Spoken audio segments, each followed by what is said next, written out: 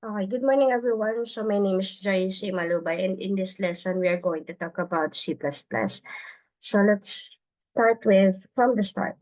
Okay, so C++ is a cross-platform language and it is used for a high-level control over the system, resource memory. And bakit naman natin ginagamit yung C++? So ginagamit natin yun kasi yun yung most popular programming languages nowadays. And it can be found in today's operating system. And of course, mas madali natin or it makes it easier for the programmers mag-switch from C++ to another programming languages. Kasi once you understand the basics in C++, yung ma-encounter ninyo na ibang programming languages is madali nyo na lang siyang ma-divert or ma-understand. And for the last one, it is fun and easy to learn. So let's talk about this simple code. So for this simple code, um, meron tayong lines, which is 1, 2, 3, 4, 5, 6, and 7. So let's talk about each line. So for the first line, we have here the header or file library. For the second one, we have here the standard library. And for the third one, which is yung white space and tabs, those are the things na dapat nating ginagawa or ina-apply as programmer kasi pag meron tayong white spaces and proper tabbing, mas madali nating naintindihan yung codes, mas madali nating ma-identify yung errors, and mas madali nating malaman kung nasaan yung functions natin. Okay, so for the next one, we have here the main function in the program. The second one or the next line is, eto naman yung ginagamit natin na mag-output dun sa screen natin, which is yung character output.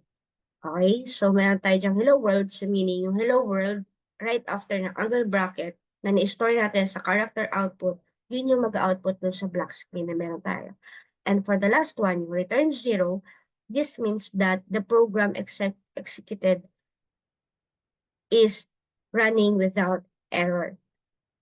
So, let's have a simple code. So, you can use the first line is your first program in C++. This is an example of comment. So whatever you have right after this 2 forward slash, yung dalawang forward slash na yan is your comment. Kung ano man yung ilalagay mo dyan, yun yung magiging comment. Ano ba yung kahalaga ng comment? Yun yung way para malaman ng each programmer kung para saan yung variable, kung para saan yung function, ano yung difference or ano yung meron within that specific function. Yun yung kahalaga ng comment. Kasi merong mga programmer na hindi lang naman ikaw yung magpo-program ng isang system. You have co-programmers and co-employees. So, yun yung halaga ng commenting. And for the second line, we have there the input and output stream. Yun yung ginagamit natin para masabi natin dun sa C++ program natin na interpret niya whatever known in the preprocessor. For the third one is the blank line, which is yung white space. Para ma-improve natin yung readability ng code. So this one yun. And then the fourth one, which is yung int main with parentheses, yun naman yung magsasabi doon sa program natin na, oh, dito ko mag-start sa main function. Kasi eto yung mga statements na meron ako. So para yung meron kang libro, yung libro meron siyang table of contents. So yung table of contents, dun ka titingin kung anong meron dun sa libro. So like yun ang int main function. So for the curly braces, which is opening and closing curly braces, ito naman yung mag-indicate dun sa program natin na yung main function natin is mag start right after these curly braces. So whatever between these two, yun yung mag-output dun sa console natin or yung black screen natin. And then for this one, yung cout with angle bracket and hello world, so wala tayo dito using namespace std, kaya gumamit tayo ng std colon. So, isa-isahin natin yung part ng std colon. So, this part has 3 parts. First one is the std colon cout. Ang meaning ng std is the standard character output. Yun yung magsasabi na yung whatever words or declaration right after this angle bracket is yun yung i-output natin sa console. Sorry for that noise, that is my dog. And then for the finally, yung sentence na meron tayo dito, which is yung hello world, na merong double quotation, yun yung mag-output dun sa mismo screen natin na in-insert natin kay character output, which is meron siyang standard library na gagamitin natin yun para mag-output doon sa console. So here is an example of that simple program. So pag nira natin siya, output yung hello world. So whatever you have in these two curly braces, yun yung mag-output sa screen. The next one, you can write it like this one, but it is not advisable kasi hindi siya malinis kapag marami ka ng statements or functions within this program. And isa pa, pag meron na tayong declared na using namespace std, hindi ka na dapat gagamit ng std colon. Kasi meron ka nang declared dito na standard library cout and cin. For the comments, meron tayong dalawa. Single line comment and multi-line comment. This is the single line comment. Anything right after this forward slash, yun yung single line comment. For the block comment or multi-line comment, gagamit ka ng forward slash and asterisk. Make sure lang na yung comment mo is nasa between ng asterisk and forward slash. Hindi before and hindi rin after. So for the commenting, we have here the example, the multi-line comment and then the single line comments. And then, bakit naman naging magkadugtong yung dalawang statement natin na meron tayong example dito sa program natin? Kasi hindi tayo gumamit ng end line. Ibig sabihin, yung first statement natin, hindi pa siya natatapos. Yung pangalawang statement mo, idudugtong niya dito sa taas kasi wala kang end line. Kaya, yung dalawang statement na meron tayo, yung hello world, and then I'm a C++ programmer, naging magkadikit sila. By the way, yung white space dito sa double quotation is i-interpret yung C++ as space character. So pag marami kang spaces dito, ilalagay niya rin yan dito as spaces. So dahil meron ko itong isang space, kaya nagkaroon ka ng isang space between tandang padandam or exclamation point and then yung letter na I. Okay? So, eto naman yung example na wala ka nang nilagay na STD colon dito. So, para mawala yung redundancy ng paulit-ulit na paggamit ng STD colon, gumamit tayo ng header na using namespace STD or standard library. Okay, so, eto naman yung lesson natin. For lesson number 2, we have here the variables and types. So for the variables and types, we need to interpret the following process. Okay, so dapat alam natin kung ano yung variables. Ibig sabihin yung variable is yung nasa left operand. Ang values is yung nasa right operand. So ano yung types nila? So mapapansin mo dito na integer sila. So malamang yung in-store or ginamit dito na data types sa mga variable na meron tayo is integer. Again, so yung 5 is inassign mo kay A kasi this is assignment, yung equal sign. So si 2 is inassign mo kay B, therefore si B is 2. Si A ngayon na may value na 5, dinagdagan mo ng isa, so naging siyang 6. So yung process ng pag-add mo dito is i-store mo naman daw kay A. So therefore yung A meron na siyang 6. Kaya si 6 ngayon, may process ka na naman, si 6 minus B daw. Si B daw ay 2. So 6 minus 2 is 4. Yun naman yung in-store mo dito kay result. So let's take a look about the identifiers. Pag sinabi natin identifiers, those are the variable names. Paano ba natin pinapangalanan ng variable? You can use uppercase and lowercase letters and mix. You can also use letters or numbers, pero yung number dapat nasa middle or last character no variable name mo. Ang number po ay hindi mo pwedeng ilagay sa unahan as character ng variable mo. So, paano ba yun? For example, name 1, name 2, name 3, pwede yun. Pwedeng F1 name, pwede. Pwedeng L1 name, pwede. Pero hindi siya pwedeng maging 1 name, 2 name, 3 name. So, ano pagkakaiba? hindi po pwede na magpangalan tayo ng variable na merong number sa unahan. Pwede kang gumamit ng underscore sa unahan, sa gitna, o sa hulihan ng variable name mo. Pero hindi pwede ang number sa unahan. Okay? And then for the fundamental data types, we have different fundamental data types like character. Ang character, make sure lang na gagamit ka ng single quotation and isa lang yung pwede mong ilagay na character sa loob ng single quotation. Either letters, number, or special character. Basta isa lang. Dapat meron siyang single quotation.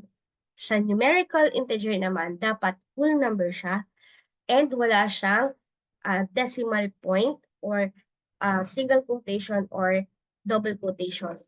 Okay? Kasi iba po ang string sa numerical integer. Iba ang character sa numeric numbers. Okay? So for the floating point, we also have here numbers but with decimal place. Make sure lang din na wala siyang single quotation or double quotation para hindi siya ma-interpret as string. Hindi rin naman tayo tatanggapin na character kasi apat na character niya pag nilagay mo sa character. Eh, ang character, tinatanggap lang ng single quotation is isa. So, pwede ito sa string, basta lalagyan mo ng double quotation at hindi float yung gagamitin mong data type. Dapat string. Tandaan, basta float, merong merong decimal point, pero wala siyang single quotation and double quotation. And then sa Boolean naman, answerable by true or false lang siya. Ginagamit ang Boolean to compare both left and right operand. And this is used for comparison lang. And these are the examples of list of fundamental types. You can read it and practice it in advance para pag na-lecture ko na siya sa susunod, alam niyo na kung paano siya gamitin. And then for the declaration of variables, we have here the declaration. Example, ang declaration po wala pa siyang value. As in, naglagay ka lang ng variable name with data type. Variable name with data type. Ibig sabihin, pag may variable ka at may data type ka na float, yung pwede mo lang i-store sa variable mo is float or with decimal. Ang store mo lang na ang value lang na pwede mong i-store sa A is integer, which is whole number. So ito yung mag-indicate kung ano yung pwede mong ilagay doon sa variable. And then for the declaration, you have two types. For this one, this is clear and mas malinis siya. Dito naman is medyo hindi siya magandang tingnan kasi ABC is not sila integer. Why not ilagay mo siya as this one or i-type mo siya or i-declare mo siya as like this?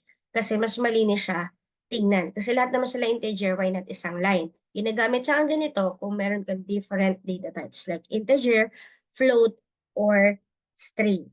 Okay? So, let's try to analyze this one. So, kanina, in-example ko na to. You have here the example also for the declaration of variables. I also discussed this one earlier for the process. And how about ipiprint na natin yung result? So pag print natin sa result, ang magiging output niya is 4. Kasi 6 minus 2 equals 4.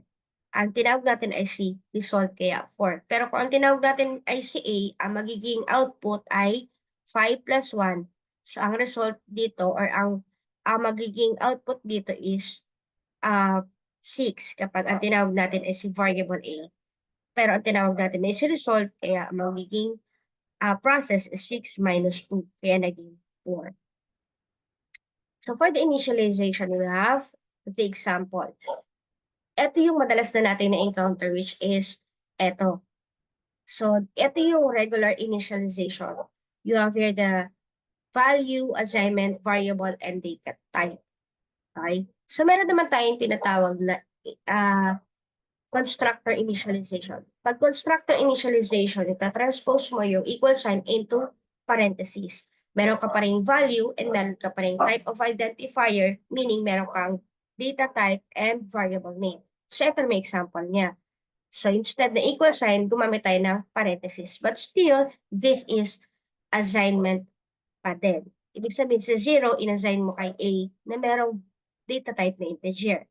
Okay? So we also have another one which is uniform initialization. So transpose naman natin yung equal sign and parenthesis into curly braces. So pag mag-assign naman tayo gamit ang uniform, curly braces lang yung gagamitin natin. But still, this is a way of assigning variable into a value. Value into a variable. Si 0 daw, inassign mo siya kay variable x na mayroong data type na integer. Same pa rin silang tatlo. So, eto siya. Ito yung 5, inassign mo kay A, si 3, inassign mo kay B, si 2, inassign mo kay C, and you have here a declared variable of result. So, pag binag-plus natin yung A plus B, which is 8, si 8 na ngayon ay na kay A. So, yung 8 mo, bawasan mo ng 2 kasi si C ay 2. Kaya naging answer na lang, naging stored value na lang ni result ay 6. Therefore, pag in-output natin si result, ang magiging value ay 6. Now, let's introduce the strings. Ang strings, katulad ng sinabi ko, you need to include or indicate the two or double quotation. So ito, meron kang declared variable na ang name ay myString, na ang data type ay string. Si myString mo, nilagyan mo ng value na this is a string. Therefore, pag in-output natin si myString na variable, ang maging output ay this is a string kasi yun yung stored value sa kanya. Okay? So you can use also the constructor initialization and uniform initialization kay string using parentheses and curly braces. Same way lang yan do sa previous example natin earlier. And for the string, pwede kang mag-change ng values into a variable kapag gusto mo. Like this one, yung una mong dineclared na variable or value dito is initial string, nakalagay na content dito sa myString. In-output mo siya. So yung first output mo is this is the initial string content. May end line ka, so magkakaroon ka ng next line. So sa next line, nag-declare ka ng panibagong variable or value, which is different string naman ang nilagay mo. So nag-output ka na naman ng myString. Same name ng una mong in-output. Ang pagkakaiba lang niyan is dun sa una, nag-declare ka ng initial string. In-output mo siya, kaya nag-output yung initial string. Nag-end line ka, kaya nag-next line yung sentence or yung statement mo. Ngayon, nag-declare ka naman dun ulit sa same variable name ng different string naman. So, nung in-output mo ulit siya or tinawag mo ulit si myString, ang huling declared value mo na lang sa kanya is different string na ang nakalagay. Therefore, nung in-output mo siya, ang next statement mo na is different string. Okay, you can change different values into a variable anytime you want. Basta alam nyo kung ano yung huling declared variable dun sa, declared value dun sa variable na yun. So, I think that is all for this lesson. I will give you sample codes maybe later, and that would be all. Thank you.